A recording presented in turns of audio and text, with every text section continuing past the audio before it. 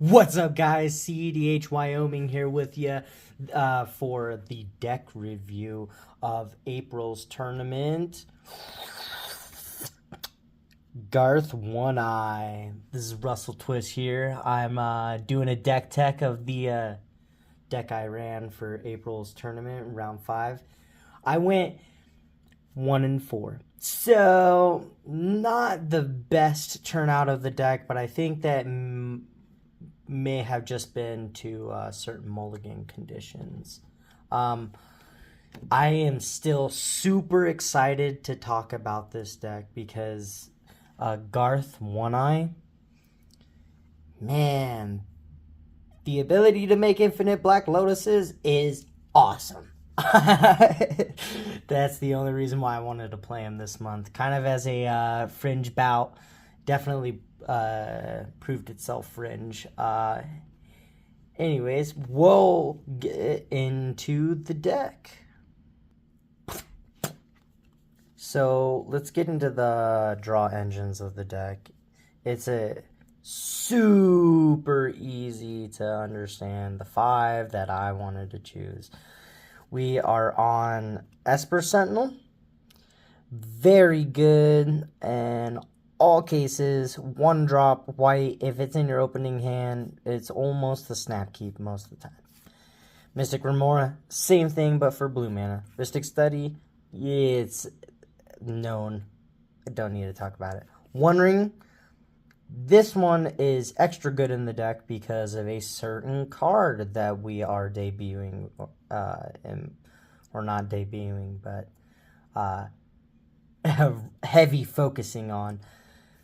And then Sylvan Library as the last draw engine of the deck.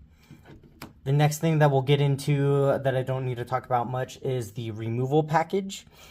We are on Cyclonic Rift, the only board wipe in the deck, notably, but I don't see the point of running multiples if you can easily recur spells. Then we are on Oko. Still, in my opinion, if you're running 5 colors or any color that has blue and green, you should be on Oko in this format. It's crazy. Force of Vigor, I really like Force of Vigor because it's instant speed and free, and it destroys 2. Fierce Guardianship, we are trying to have Garth out a lot. That's really, you want to have Garth out even if you're not comboing with him. The rest of the cards he gives you are crazy. Force of Negation, Flusterstorm, Mindbreak Trap, Tashada's Tidebinder for some ability counter prevention. Force of Will. Red Elemental Blast, because of the meta there was a lot of blue, so I decided Red LE Blast, and if I came in a pod that didn't have blue, I could always pitch it to Chrome Mox. Pact of Negation, Bolt Bend, because I do not have a deflecting spot. Veil of Summer and Silence, these 2 were ran because the deck really focuses not really on stopping what someone else is doing, but stopping someone from stopping what I'm doing.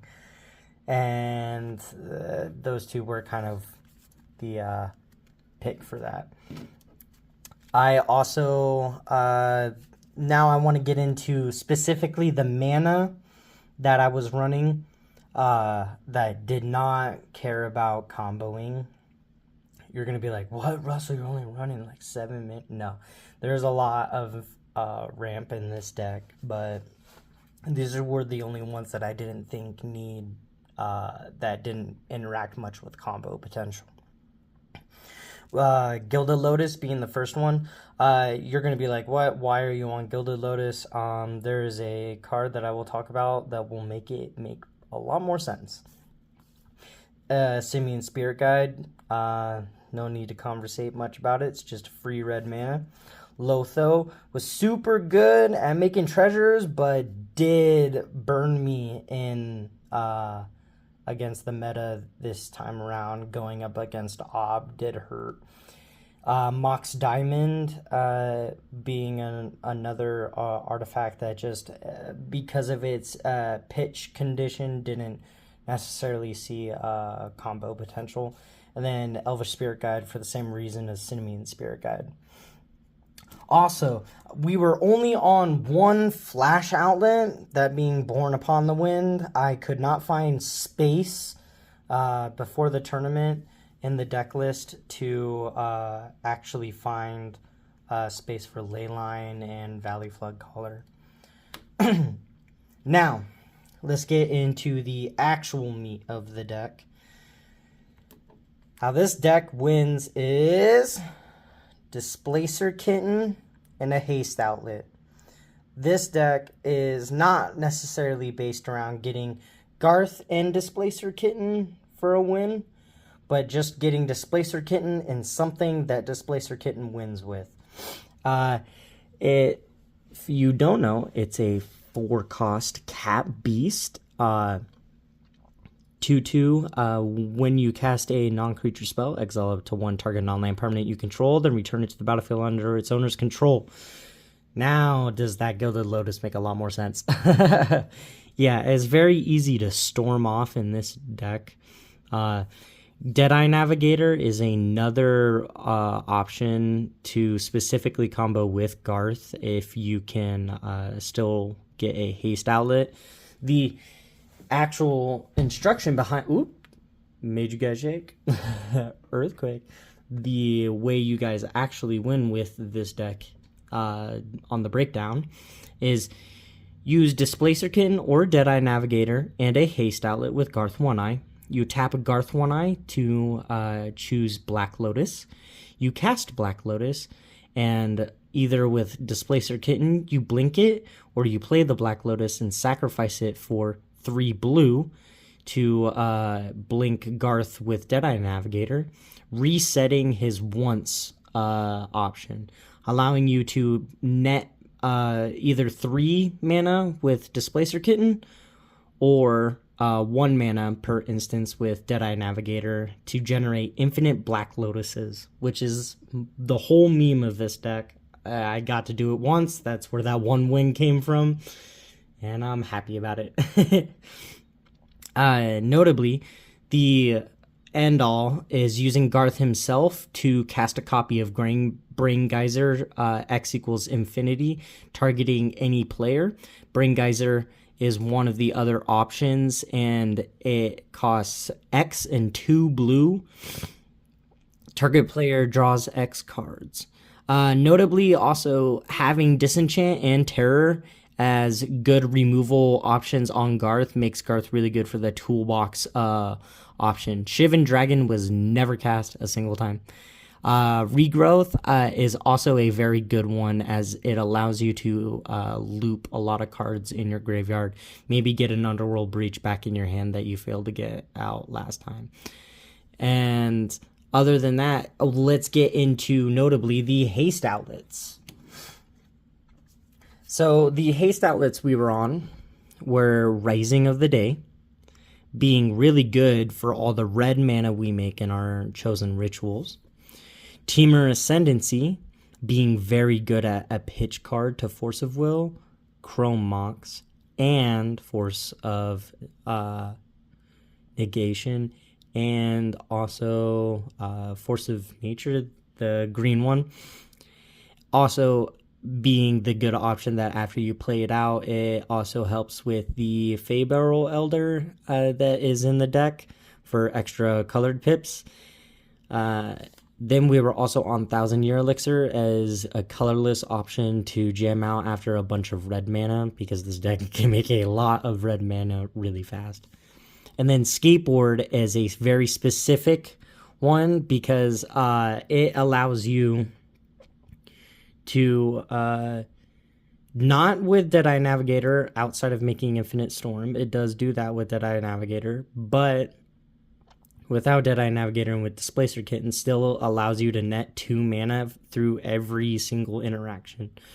And also, in a Displacer Kitten Tezzeret loop, you are generally able to tutor enough artifacts from your deck to keep blinking Tezzeret with Displacer Kitten, ending on a Skateboard, and then hopefully getting enough mana to get Garth out.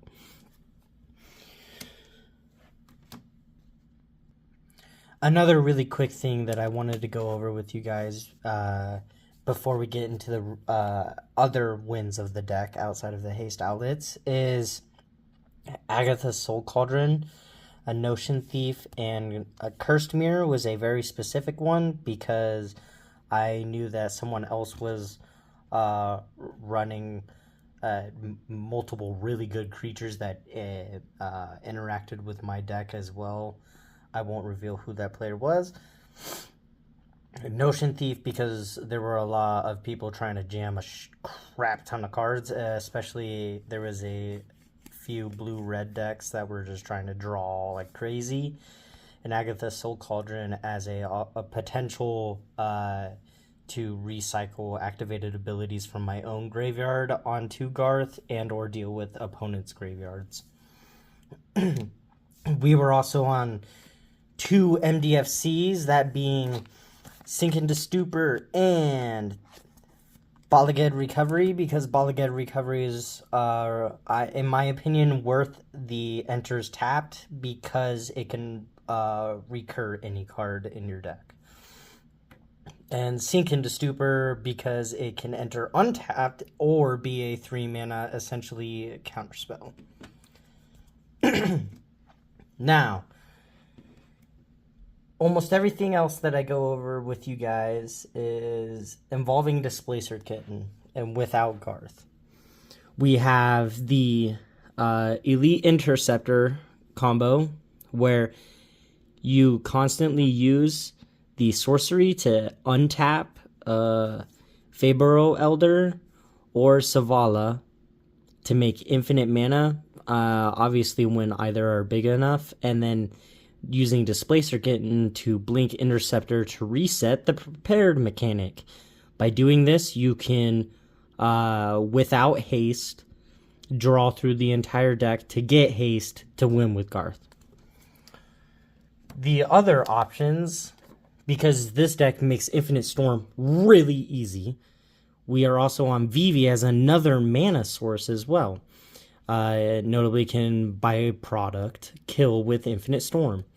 That including Storm, we have Stormkiln Artist, which is super good for the fact that its byproduct creates 2 treasures every time you cast one of the Disenchant, Terror, or Regrowths from Garth, because you both copy and cast the spell. It doesn't do it off Black Lotus, but it does do it off of the instants that come from him, plus any of these prepared instants cycle really good afterwards.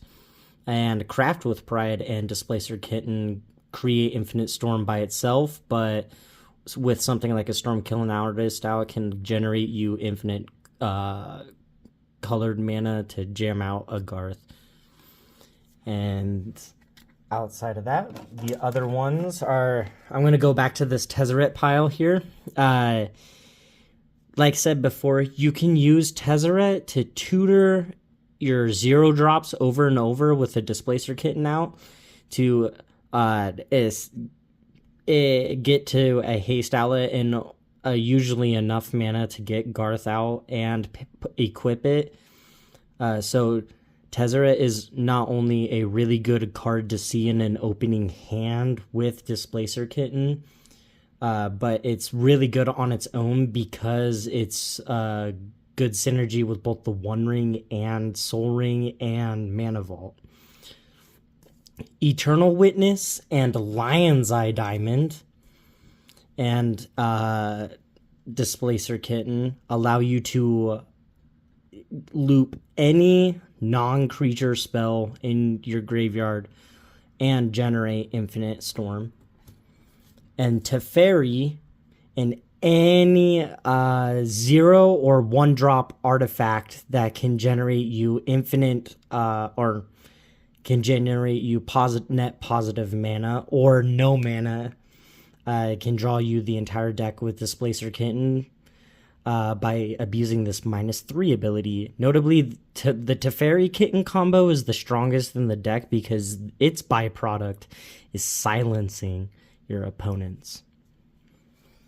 Now, how the two other ways that this deck can win outside of Garth. So if someone has shut off Garth in some way, we are winning with the Underworld Breach Brain Freeze Lion's Eye Diamond combo because Brain Freeze works really good at essentially drawing all those cards by itself, with Garth having the regrowth option.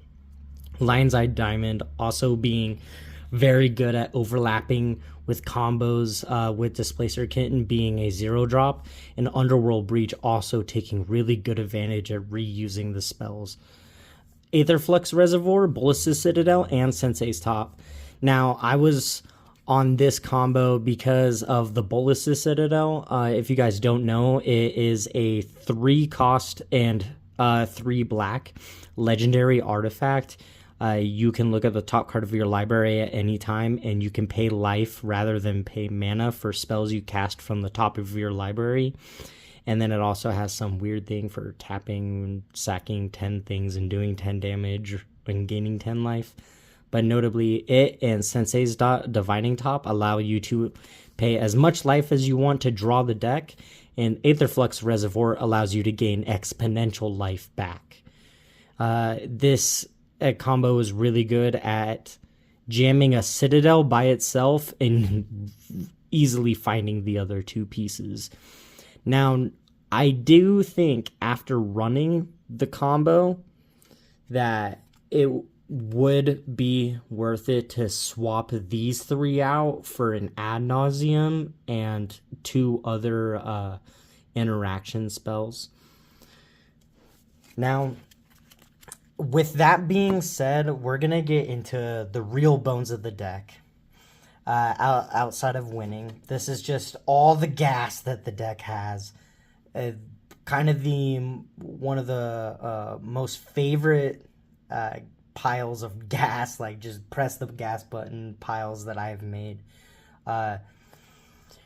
First off, this is just how many spells you get to go get Kitten Combo or a Haste Outlet. We got Vampiric Tutor, Worldly Tutor, notably Finale of Devastation as an also win outlet with infinite mana. Formidable Speaker, Nature's Rhythm, Enlightened Tutor to get you your haste outlets, Beseech the Mirror, which just puts a kitten on the field, and Demonic Tutor. All of these tutors either state grab a Displacer Kitten or grab a haste outlet. And having this many in the deck is really good. Nature's Rhythm as one of my favorites because of the Brain Freeze tech. Nature's Rhythm can just turbo tutor a Displacer Kitten straight to the field.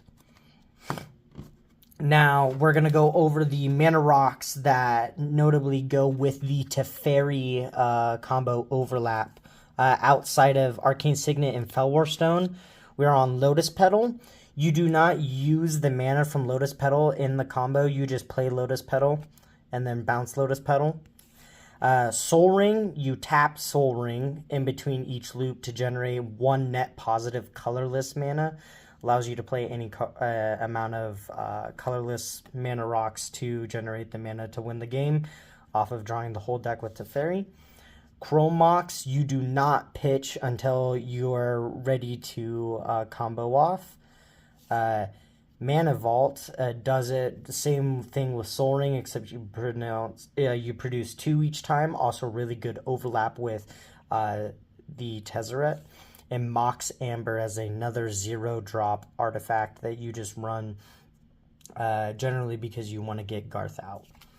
Now, one of my the last piles to go over is the Ritual pile, featuring one of my favorite cards from Strixhaven, a card I think will last in cEDH, Flashback.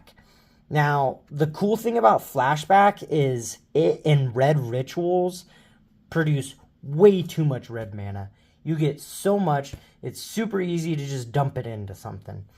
So with that being said, you are on like, it doesn't do it with Rite of Flame, but it does do it with both Seething Song and Jessica's Will.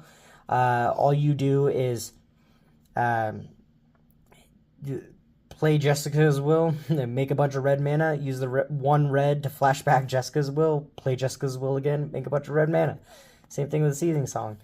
Channel of the Suns, it doesn't do it with, but Channel of the Suns is notably a really important ritual because it allows you to get a really easy Garth for hitting all 5 pips.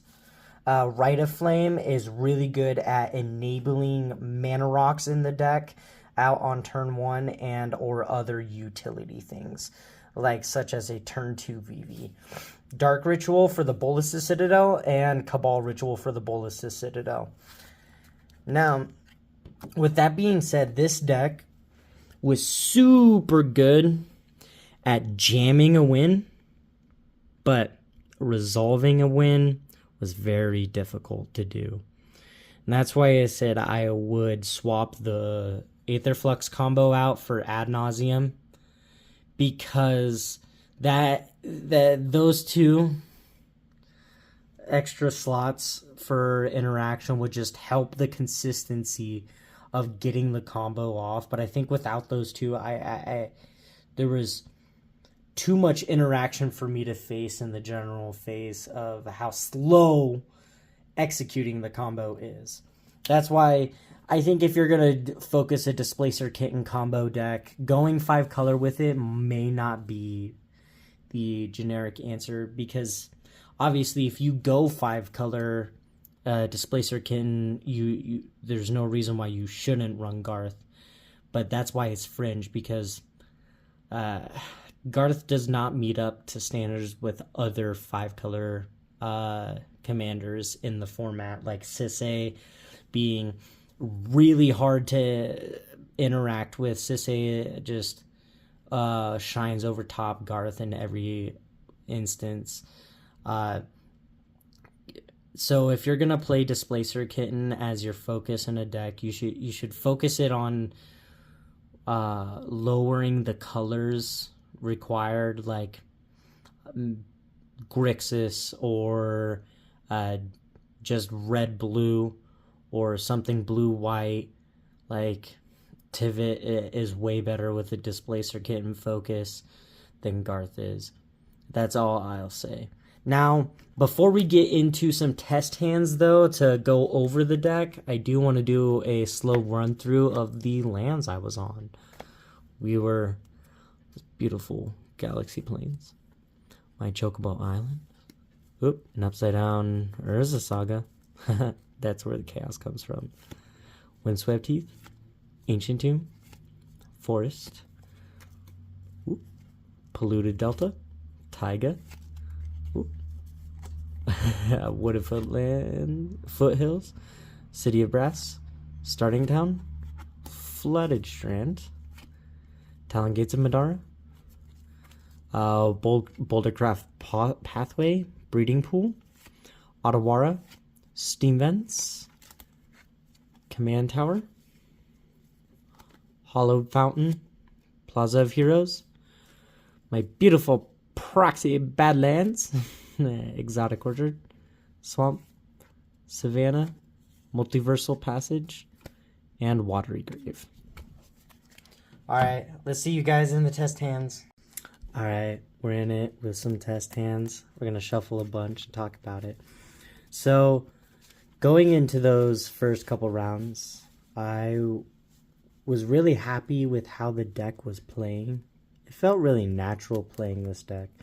But at the same time, it seemed too much of a glass cannon. I'm hoping that with these hands might show you a perfect example of some glass cannonists. But I do love the fact that I got to say I make infinite Black Lotuses. That was such a fun experience to have as a CEDH player. Just having fun at local tournament, you know. Anyways, Let's do the signature cut and see. Pop, pop, pop. 1, 2, 3, 4, 5, 6, and 7. We got a Fabro Elder, Worldly Tutor, Flashback, Esper Sentinel, Savannah, Savala, and Talongates Madara. So this is turn 1 Esper Sentinel or turn 1 Worldly Tutor, but honestly, only being open to the Talongates of Madara, I would not be on it. So with that being said, let's pitch to our second 7.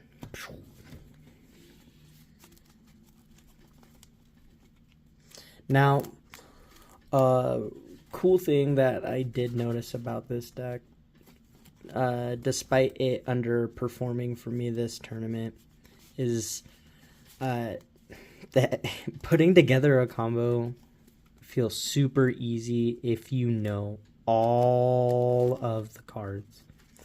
But if you do not have a good ability to know win lines by heart and how to overlap win lines, do not play Garth. It is too confusing for that kind of player. But did that signature cut, and let's see here. 1, 2, 3, 4, 5, 6, 7. In our second 7, we got Tishana Sidebinder, Beseech the Mirror, Lion's Eye Diamond, 1000-Year Elixir, Red Alley Blast, Exotic Orchard, and Flooded Strand. So this is a lot of interaction with a possible late game Beseech the Mirror. Notably, we can cast the Beseech the Mirror at a later time and hold priority, sack Lion's Eye Diamond to make 3 blue to get a Displacer Kitten out. But I think getting there may be a little too difficult. We're going down to 6.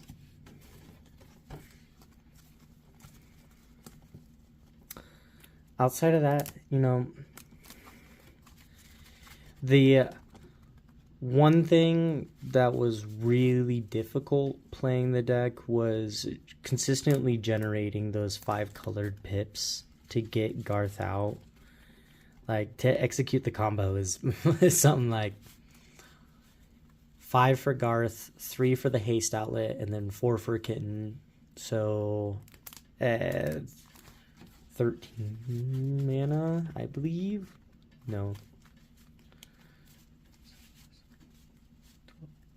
Yeah, 15 mana. A 15 mana combo is very hard to accomplish, especially when 5 of that mana has to be colored pips.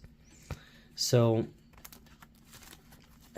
executing Garth is more like a multi-turn strategy. This deck is really dependent on getting to late game, but it loses to those mid-range held decks. Anyways, let's see what our 6 is.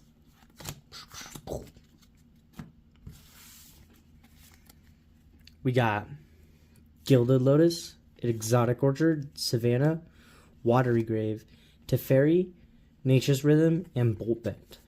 So I think on a 6 we are keeping this because we have a Teferi and a way to get a kitten, so we have a win con in hand.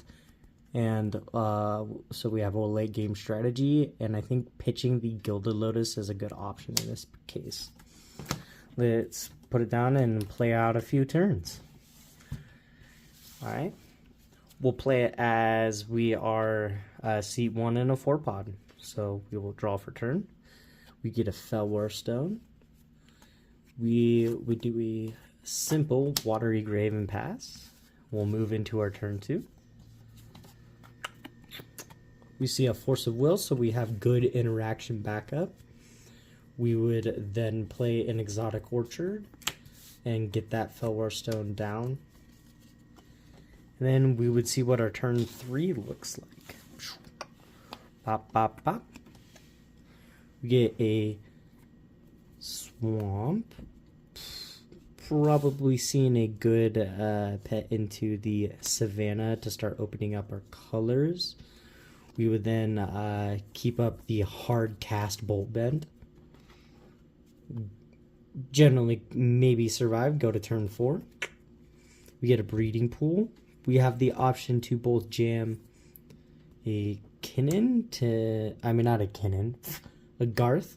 So that's probably what I would go for. Then going into turn 5, we see a Taiga. Drop the Taiga. Let's pay 3 Teferi. If the Teferi resolved, you would then say, okay, I will make a Black Lotus.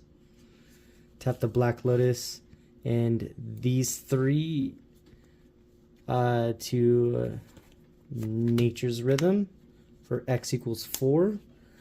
Go get a Displacer Kitten. We'll go put a kitten to the field. See, turn 5, get a kitten. You know.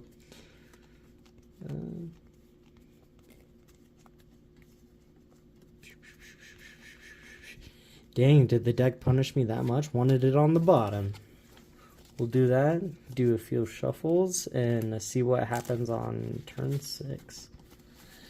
Notably, if this was a turn 5 play, we would probably be dead. But, still seeing it at turn 5. We do have the Bolt Bend in hand, which we don't have access doing anything with, but we could show someone a Force of Will, baiting that we had another blue card in hand. Going into turn 6, we see an Elite Interceptor. Let's go ahead and tap Garth, make a Brain Geyser, and spend 1, 2, 3, 4, 5, 6. X equals 4 into it. Breeding pool for X equals 5 into it. And 1, 2, 3, 4, 5. Well, explosive play, but no execution. The only thing that this deck is waiting for is a Soul Ring type land, which it's just a few cards away. Honestly, with the Feyburrow Elder 2 turns away, we got an Elite Interceptor to execute that combo. So usually the deck can put together a combo really fast or really simply. It's really easy to see the lines, but only if you can see the lines. I don't know. My opinion though, Garth, even for locals, little too fringe. Well, I'll catch you guys next month.